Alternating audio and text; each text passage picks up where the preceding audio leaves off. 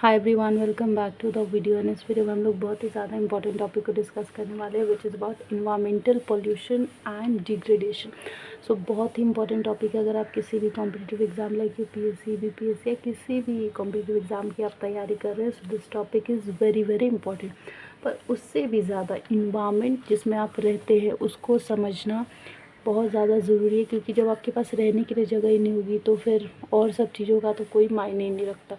So let's understand the topic environmental pollution and degradation। environmental pollution कि जो हमारा environment है उसके अंदर pollution क्यों होता है, उसके क्या फ़ायदे हैं, क्या नुकसान है, और degradation environment का। ओके, सो इन्वायरमेंट एक फ़िज़िकल सराउंडिंग होती है जिसके अंदर बहुत सारे नेचुरल रिसोर्सेज होते हैं, जैसे air, water, land, plants, animals and ecosystem, जिसके अंदर हम लोग रहते हैं और इन सब नेचुरल रिसोर्सेज का यूज़ करते हैं। इन्वायरमेंट हमारे रहने के लिए और नेचुरल रिसोर्सेज हमारे यूज़ करने के लिए बहुत इंपॉर्टेंट रोल प्ले करता है। So environment is a physical surrounding. Physical मतलब कि ये सारी चीज़ें जैसे air, water, land, plants, animal, इन सब का प्रेजेंट होना, इन सब चीज़ों से घिरा हुआ है। सो दैट्स वाई इसको हम फिज़िकल सराउंडिंग कहते हैं। इसके अलावा फिज़िकल, केमिकल, बायोलॉजिकल, ये अनफेवरेबल सिचुएशन को सपोर्ट करता है। इन्वायरमेंट हर तरीके के सिचुएशन को, बायोस्फीयर जो होता है वो उसमें प्लांट्स एंड एनिमल्स रहते हैं। बायोस्फीयर के अंदर इन्वायरमेंटल पोल्यूशन होने के भी नेचुरल तरीके भी हैं जो खुद से हो जाए, या फिर एक मैनमेड तरीके हैं यानी कि जो हम इंसान करते हैं। सो नेचुरल तरीका जो इन्वायरमेंटल पोल्यूशन का वो है वोल्केनिक एशेस, जो वोल्केनिक एरप्शंस वगैरह होता है उसके थ्रू पॉल्यूशन इन्वायरमेंट के अंदर फैलता है, लेकिन वो नेचुरल तरीका हो गया। मैनमेड जैसे कि ट्रैश, जो हम लोग अपने रिवर्स में या इधर उधर सारे कचरा वगैरह फेंक देते हैं, तो उससे भी बहुत ज़्यादा पोल्यूशन होता है। प्लास्टिक्स हम बहुत ज़्यादा यूज़ करके फेंकते हैं, so that is also one of the reason इसके वजह से इन्वायरमेंटल पोल्यूशन होता है। सो ये सब पोल्यूटेंट्स का इम्पॉर्टेंट फैक्टर है जो कि हमें अवॉइड करना चाहिए। अच्छा, इसके अलावा anthropogenic human activities, environmental degradation की अगर हम लोग बात करें तो soil, water, air, loss of ecosystem and existence of wild life इसके अंदर आते हैं। इन्वायरमेंटल डिग्रेडेशन के अंदर industrialisation, urbanisation, deforestation, over population, ये सब कारण है इन्वायरमेंटल डिग्रेडेशन होने का, इन्वायरमेंट के ख़राब होने का। हम लोग डिफॉरेस्टेशन करते हैं, एफॉरेस्टेशन के बजाय डिफॉरेस्टेशन यानी कि ज़्यादा से ज़्यादा पेड़ काटना, और एफॉरेस्टेशन यानी कि ज़्यादा से ज़्यादा पेड़ लगाना। तो हम लोग काटने में तो बहुत माहिर है, अर्बनाइजेशन करना है, हमें गाँव से शहर की तरफ शिफ्ट होना है, रूरलाइजेशन से अर्बनाइजेशन करना है, तो हम लोग पेड़ काट देते हैं अपनी बिल्डिंग्स बनाने के लिए, लेकिन लगाना कोई नहीं चाहता। सो इसकी वजह से इन्वायरमेंटल डिग्रेडेशन होता है। इंडस्ट्रियलाइजेशन, पहले जो था इंडिया के अंदर ट्रेडिशनल इंडस्ट्रीज थी, लेकिन अब बड़ी बड़ी इंडस्ट्रीज़ हो रही हैं जिसकी वजह से कितने सारे गैसेस वगैरह रिलीज़ होते हैं। सो इंडस्ट्रियलाइजेशन भी एक कारण है इन्वायरमेंटल डिग्रेडेशन, इन्वायरमेंट के ख़राब होने का। अर्बनाइजेशन भी, क्योंकि पहले लोग गाँव में रहते थे, पेड़ पौधा, गाँव यानी कि पेड़ पौधा वो लोग लगाते थे, उस चीज़ की खेती बाड़ी भी हम लोग करते थे, ध्यान रखते थे हरियाली का, है ना। तो गांव की खूबसूरती होती है हरियाली से। तो अर्बनाइजेशन भी एक बहुत इंपॉर्टेंट काम है इन्वायरमेंटल डिग्रेडेशन के होने का, इन्वायरमेंट के ख़राब होने का। ओवर पॉपुलेशन, इंडिया एक ऐसी कंट्री है जहाँ पे पॉपुलेशन बहुत ज़्यादा बढ़ रहा है। So it is one of, क्योंकि जगह उतनी है नहीं, रिसोर्सेज उतने हैं नहीं, तो ज़बरदस्ती किसी चीज़ में घिचर पिचर करके काम चल रहा है। तो ओवर पॉपुलेशन भी इंडिया के लिए बहुत बड़ा इन्वायरमेंटल डिग्रेडेशन प्रॉब्लम क्रिएट करने का काम करता है। Automobile industries is one of the main reason जहाँ पे इन्वायरमेंटल डिग्रेडेशन देखने को मिलता है। इसके अलावा nitrogen oxide, carbon monoxide, chlorofluorocarbon, ये सब जो गैसेस हो गए आपके, ये इन्वायरमेंटल डिग्रेडेशन करते हैं बहुत ज़्यादा। जो क्लोरोफ्लोरोकार्बन होता है ये बहुत हार्मफुल गैस होता है जो कि हमारे इन्वायरमेंट को काफ़ी हद तक नुकसान पहुँचाता है। अच्छा, डिफॉरेस्टेशन, वही पेड़ काटना। इसके अलावा इन्वायरमेंटल डिग्रेडेशन के अगर इफ़ेक्ट की बात करें हम लोग, so public health, water quality and contamination बर्बाद होता है। इन्वायरमेंट ख़राब होगा, हमारी हेल्थ ठीक नहीं रहेगी, वाटर की क्वालिटी ठीक नहीं रहेगी, तो हमारे लिए पीने लायक नहीं रहेगा, और तो काफ़ी कम हद तक मानिए अच्छे क्वालिटी का है जो हम पी सकते हैं फ्रेश वाटर। पॉपुलेशन को कंट्रोल करना ज़रूरत है, जो कि ओवर पॉपुलेशन हो गई है।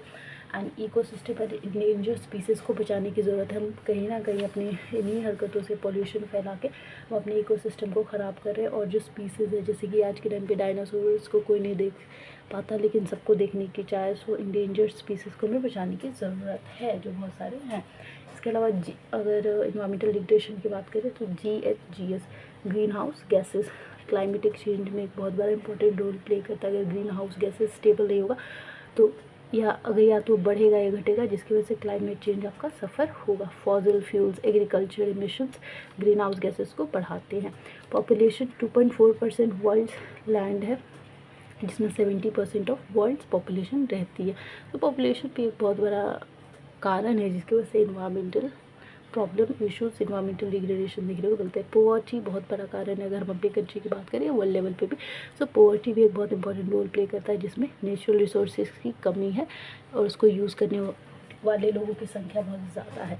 Degraded air quality, air pollution के कारण ख़राब हो रही है, जैसे कि ग्रीन हाउस गैसेस के कारण क्लोरोफ्लोरोकार्बन हो गया, या जो इंडस्ट्री से बहुत सारे केमिकल्स निकलते, गैसेस निकलते, सो वो भी एक बहुत बड़ा कारण है एयर क्वालिटी ख़राब होने का। Particulate matter, nitrogen oxide and sulphur.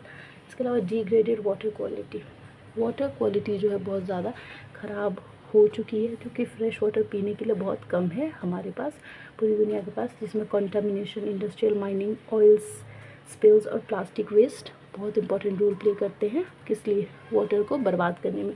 इसके अलावा बायोडिग्रेडेबल पॉल्यूटेंट्स होते हैं, नॉन बायोडिग्रेडेबल पॉल्यूटेंट्स होते हैं, क्वांटिटी पॉल्यूटेंट्स होते हैं, क्वालिटेटिव होते हैं।